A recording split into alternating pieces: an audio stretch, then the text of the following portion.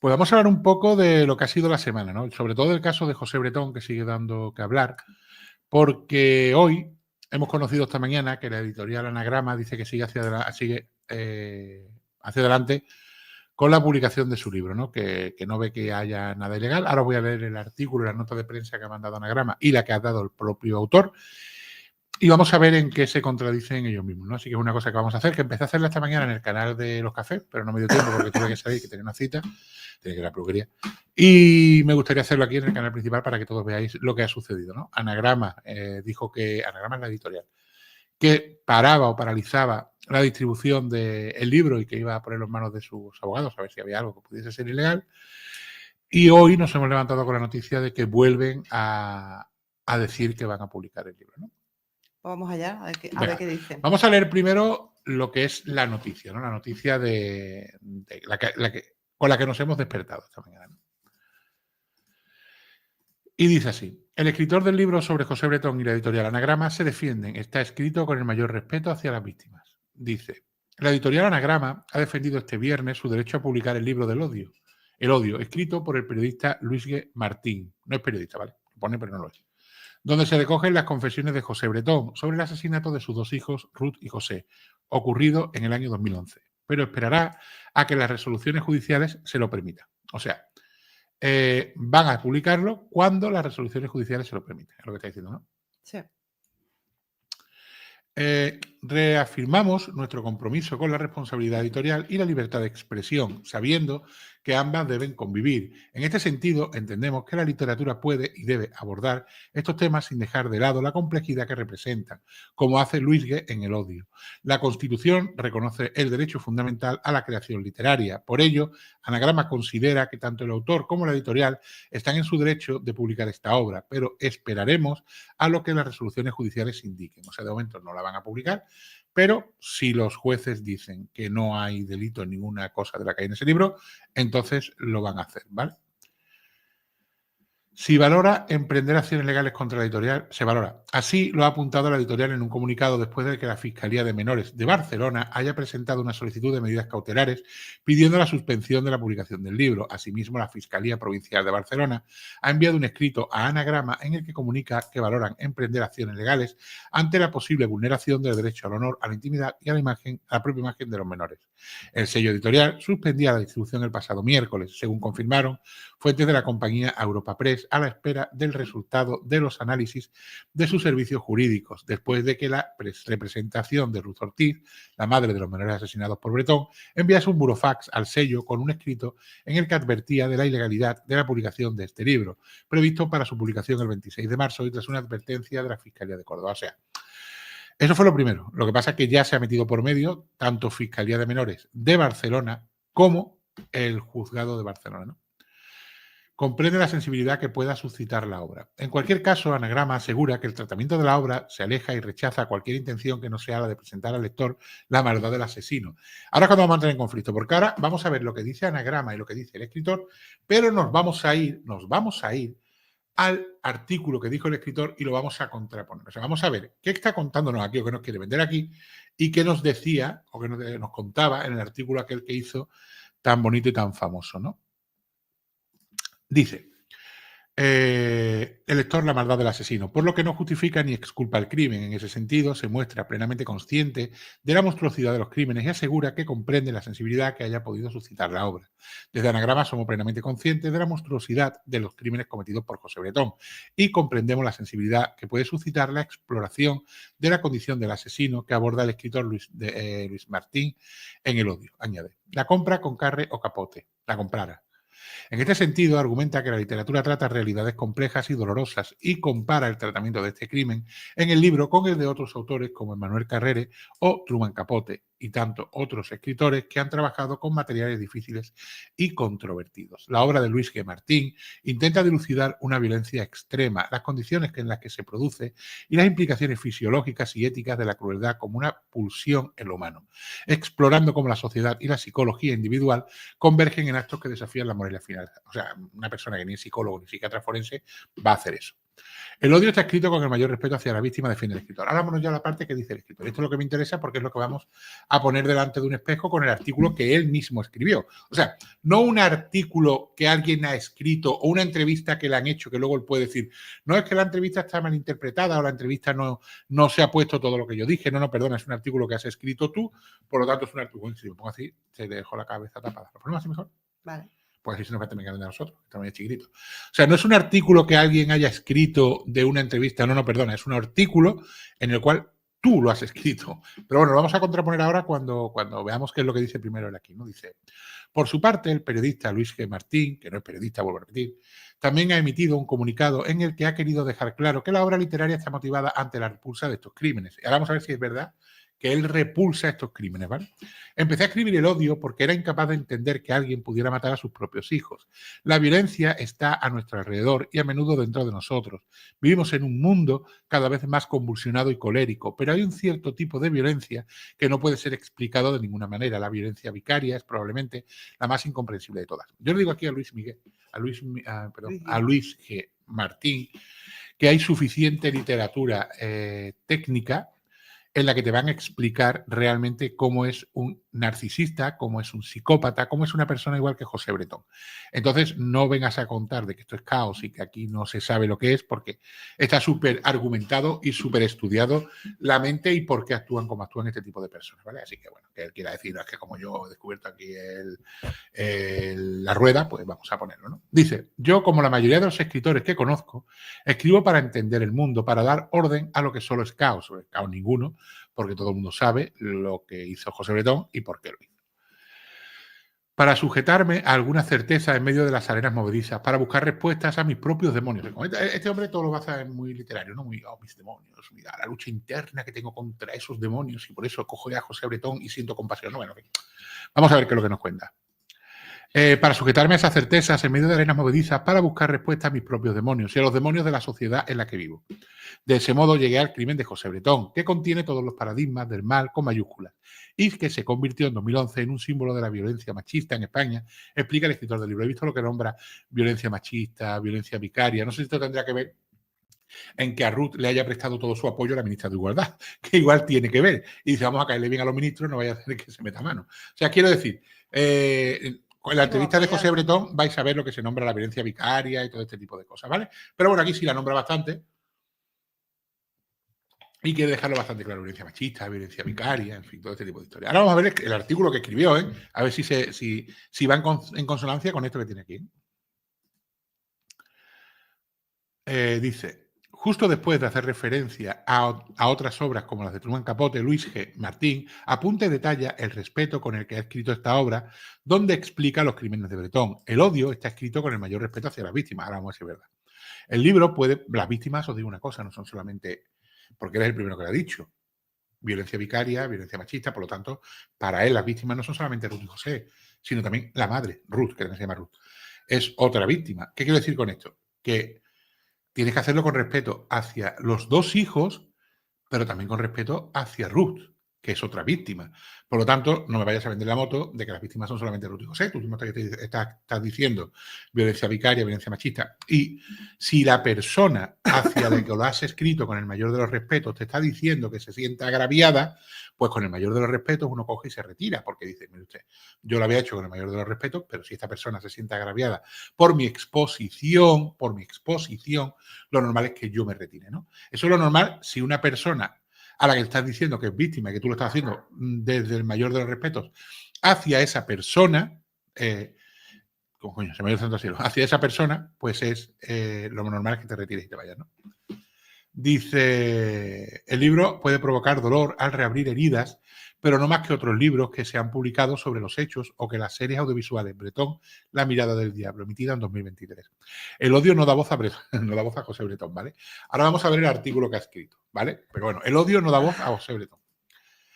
Se la quita, vamos a decir verdad.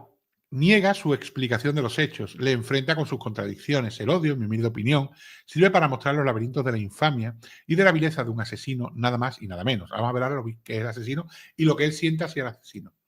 Merece una reflexión, por último, que un libro como El odio, que pocas personas han leído aún, y me parece a mí que lo van a leer menos todavía, despierte el odio público que ha despertado entre los que no lo han leído. Es tristemente coherente con el tipo de sociedad hacia la que caminamos. O sea que los que estamos equivocados, ¿verdad?, somos nosotros, la sociedad. Yo no le tenía ninguna tirria ni ningún asco a ese libro hasta que no he visto el artículo que él escribió sobre ese libro. Y ahora vais a ver el porqué de esa repulsión hacia ese libro. No es porque ahora ven aquí este hombre como una blanca paloma a decir que es que la sociedad que tenemos pues que tiende a odiar las cosas que no conoce. Ahora vamos a ver. Nosotros, porque somos odiadores. Ahora vamos a ver por qué le hemos cogido asco a ese libro antes de que salga el libro. Y no es ni más ni menos que por el propio artículo que escribió él, que lo vamos a leer ahora.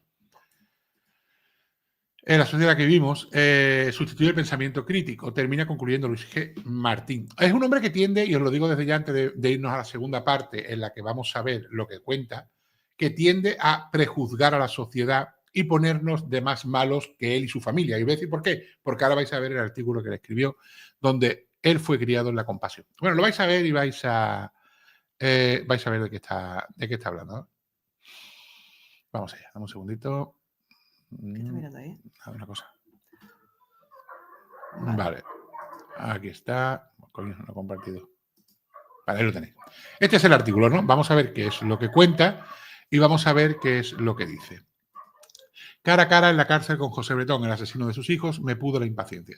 Deciros que este artículo lo escribió el propio autor, ¿vale? No es un artículo sacado de una entrevista que se le haya hecho, claro, sino que lo ha escrito él mismo. Ahora vamos a ver si es real lo que él dice, ¿no? Que se ha hecho con el máximo rigor hacia las víctimas, que se ha hecho desde el máximo respeto, que le ha quitado la voz a José Bretón. Vamos a ver si es cierto o no es cierto. Dice así. A ver si Diego, coño, se me ha perdido. Dame un segundo. Bueno, empiezo. No sé, Javi. Empiezo. Vamos allá. Escribí la primera carta a José Bretón en julio de 2021 y desde esa fecha intercambiamos con frecuencia variable, pero con constancia, alrededor de 60 cartas. O sea, este hombre ha escrito un libro basándose en esas 60 cartas que escribió con José Bretón y en la entrevista que le hizo en la cárcel. Vamos allá. Alrededor de 60 cartas. En el verano de 2022 mantuvimos por primera vez... Dime. Sí. Mantuvimos por primera vez una conversación telefónica. Él me llamó a mi móvil mientras yo paseaba por Berlín y charlamos de asuntos banales. 8 minutos exactos, que es el tiempo que duran las llamadas autorizadas. Casi 2 años y medio después de la primera comunicación, en diciembre de 2023, fui a visitarle por fin a la prisión de Herrera de la Mancha, donde estaba recluido desde 2016. Durante los últimos 15 meses, yo había estado viviendo en California y esa cita personal cara a cara, de la que habíamos hablado varias veces, había tenido que ir posponiéndose. Cuando decidí que viajaría a España para pasar las vacaciones de Navidad, le pedí que iniciáramos las gestiones para solicitar ese encuentro. El libro estaba casi acabado, pero no podía darlo por cerrado sin ver a Bretón frente a frente y conversar con él de todo lo que ya habíamos hablado en nuestra larga correspondencia. El día 26 de diciembre recorrí por carretera la distancia entre Madrid y Herrera de la Mancha. Durante todo el trayecto hubo una niebla rasante que impedía ver el paisaje austero de Castilla. Yo, además, había pasado el día de Navidad en cama, enfermo, de alguna dolencia que los médicos no sabían identificar y que cada tarde, desde una semana antes, me obligaba a adormilarme entre la fiebre. El viaje, por lo tanto, tuvo un aire casi místico o metafísico. En el cuerpo mal templado, tembloroso por el frío y rodeado por blanquísimas nubes bajas, fui al encuentro del hombre que había asesinado a sus 2 hijos y que representaba el mal absoluto. Y ahora sigue diciendo. La cita me inquietaba, me producía un disgusto irracional. Quizás lo había ido retrasando con buenos pretextos hasta que se había hecho impostergable. En algún momento llegué a pensar incluso si aquella entrevista era necesaria. Tenía ya toda la información que quería y que iba a ser capaz de conseguir, de modo que el libro podría quedar cerrado sin que yo viera a Bretón. Sin embargo, esa renuncia me hacía sentir siempre cobarde y mediocre, pues lo que yo había tratado de escribir, lo que había escrito, no era una crónica del crimen. Ya dice que no tiene nada que ver con el crimen. Vamos a ver qué es lo que ha escrito. O un relato explicativo de motivaciones y actos, sino sobre todo un relato oscuro del asesino y una cavilación temerosa acerca de la miseria humana y de los límites de la crueldad. O sea, lo que ha escrito es un libro sobre José Bretón. Lo dice él. No está diciendo que sea un libro sobre el crimen ni sobre el asesinato. Es un libro sobre José Bretón. Vamos a ver qué dice, ¿vale? Tal vez el encuentro con Bretón no me aportaría datos nuevos, pero ver sus ojos mirando a los míos me serviría sin duda para entender algo mejor lo que había ocurrido. En las 2 horas de viaje hacia la cárcel volví a repasar el dilema con el que me enfrentaba. ¿Debía aborrecer incondicionalmente a José Bretón, que había perdido sus atributos humanos, cometiendo el peor crimen entre todos los posibles, y debía aceptar la compasión de que sus cartas me habían acabado inspirando? O sea, ya te está diciendo que las cartas que le había escrito José Bretón a él le habían acabado inspirando compasión. O sea, vamos a ver, haces un libro basado en el asesino que te está inspirando compasión, porque lo está reconociendo él. O sea, él no está diciendo aquí, me escribí unas cartas, pero me di cuenta que me estaba trajinando, que me estaba engañando y yo no sentía ninguna compasión por esta persona. No, perdona. Tú me estás diciendo que has escrito un libro basado en José Bretón y encima me estás diciendo, inspirado en unas cartas que habían inspirado compasión. Por lo tanto, vamos a ver si cuando se entreviste con José Bretón sigue manteniendo esa compasión o le ha cogido tirria. Vamos a ver qué sigue diciendo. ¿No estaba tal vez cumpliendo el augurio de ese amigo que me advirtió del peligro de que Bretón manipulara mis sentimientos? Pues igual tendrías que haberle hecho caso. Pero vamos, seguimos. A principios de diciembre, al llegar a España, les había contado a mi madre y a mi hermana y a mis hermanas que estaba escribiendo un libro sobre José Bretón. A pesar de mi primer temor, no se escandalizaron. O sea, fíjate que él ya cuando le cuenta a su madre y a su hermana que está escribiendo un libro sobre José Bretón, lo que espera es el rechazo de su madre y sus hermanas. Y se sorprende enormemente de que su madre y su hermana no lo rechacen o no le hagan decir, hostia, tío, ¿qué estás haciendo? No. Pues entonces, si ya sospechabas que a tu madre y tu hermana le podía pasar con lo que te tiene que querer tu madre y tu hermana, imagínate cómo iba a reaccionar la sociedad española, cómo iba a reaccionar Ruth ante ese libro, ¿no? O sea, si tú ya ibas preparado para que tu madre y tus hermanas te dijesen, macho, ¿qué coño estás haciendo? ¿Qué esperabas de la sociedad cuando has presentado este artículo hablándome de compasión hacia José Bretón? Vamos a seguir. Dice, pues me he perdido. Aquí, al principio no se escandalizaron, mostraron curiosidad por entender y me hicieron preguntas que en muchos casos no supe ni sabré nunca responder. Cuando Bretón unos días después me telefoneó para pedir que le llevara a la cárcel algunas prendas de ropa, ya me había pedido antes unos libros de historia y prehistoria de la universidad a distancia. Le encargué a mi madre que las comprara, dado que yo no iba a tener tiempo de hacerlo. Unas zapatillas de deporte, 2 camisetas, un gorro de lana y algún abrigo que le protegiera del frío en el patio helado de la Mancha. Mi madre no sintió ninguna vergüenza de comprarle ropa a un asesino. Fue a las tiendas del barrio y además de lo que le había encargado, compró una sudadera. Mi hermana mayor pasó por una tienda en busca de regalos navideños y añadió unos calcetines al paquete. Ninguna de ellas, y ahora que cuidado, que es cuando nos prejuzga toda la sociedad, ¿vale? A todos los que sentimos rechazo por este monstruo, pues ahora nos prejuzga porque dice, ninguna de ellas había leído las cartas de Bretón ni había sido sugestionada por sus palabras o supuestas argucias de psicópata, pero a pesar de ello sentían compasión. Les daba igual que fuera un monstruo, un asesino feroz que había acabado con la vida de sus propios hijos. Veían únicamente como yo, al hombre desamparado, imaginaban su soledad y el frío de la cárcel corroyéndole los huesos y su desnudez. O sea, veían únicamente, o sea, no es que viesen al asesino que cogió, mató a los niños y los quemó en una hoguera y miró cómo se quemaban esos cuerpos. No. Veían únicamente como yo, y lo dice bien claro, creo que lo dice bien claro, ¿no? O sea, y lo está escribiendo él, o sea, esto no está transcrito ni una entrevista. Veían únicamente, igual que lo veo yo, únicamente al hombre desamparado. Imaginaban su soledad, el frío de la cárcel, corroyendo en los huesos, su desnudez. O sea, este hombre, y te lo está diciendo él, no veía al asesino de 2 niños pequeños, no, de sus propios hijos, no. Él veía a ese pobre hombre desamparado, con el frío de la cárcel, desnudo, que yo vuelvo a repetir que aquí en España no hay ningún preso que esté desnudo. O sea, eso es lo que él veía, ¿vale? Eso es lo que él veía, o lo que él había sentido hablando con José Bretón. Y volvemos a repetir, este hombre que está diciendo ahora que lo que ha escrito es un libro, pero que ni le da voz a José Bretón, ni quiere saber nada de José Bretón, que es un asesino. Aquí te está diciendo que lo único que siente por José Bretón es compasión. Te lo está diciendo él, o sea, no lo estoy diciendo yo. Igual me equivoco.